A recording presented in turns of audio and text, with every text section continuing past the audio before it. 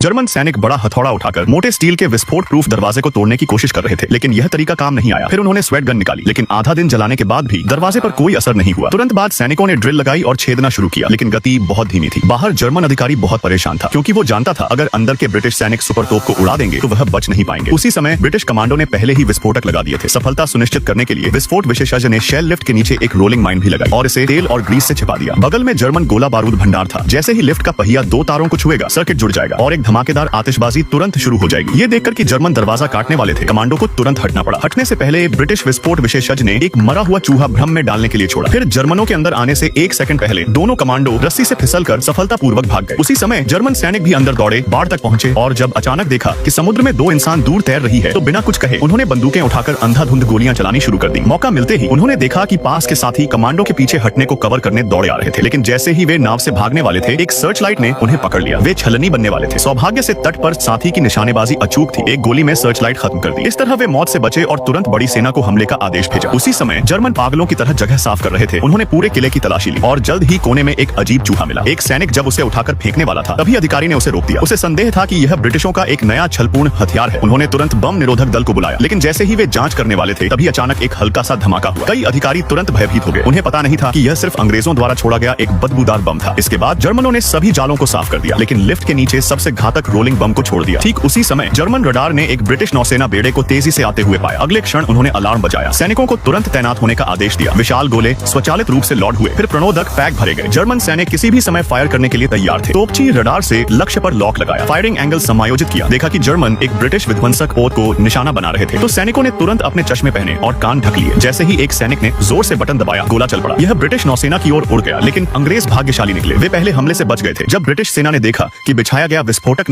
अभी तक नहीं फटा, तो वे मुड़कर भागना चाहते थे, लेकिन जर्मन सुपर तोप की रेंज 100 किलोमीटर 30 तक थी। उनके पास भागने की जगह नहीं थी और जल्द ही रडार ने फिर से लक्ष्य लॉक कर लिया। हालांकि जैसे ही जर्मन दूसरा घातक हमला करने वाले थे, उन्होंने कभी नहीं सोचा था कि लिफ्ट का पहिया चुपचाप उस एकमात्र जाल को सक्रिय कर देगा जिसे ब्रिटिश कमांडो छोड़ गए थे। धमाकेदार आवाजों की एक श्रृंखला के साथ ब्रिटिशों को मारने वाली सेना पल भर में अपने ही गोला बारूद से फट गई थी। इस प्रकार ब्रिटिश कमांडो टीम ने अपनी बुद्धिमत्ता और सतर्कता से इस असंभव मिशन को पूरी तरह से सफल कर लिया।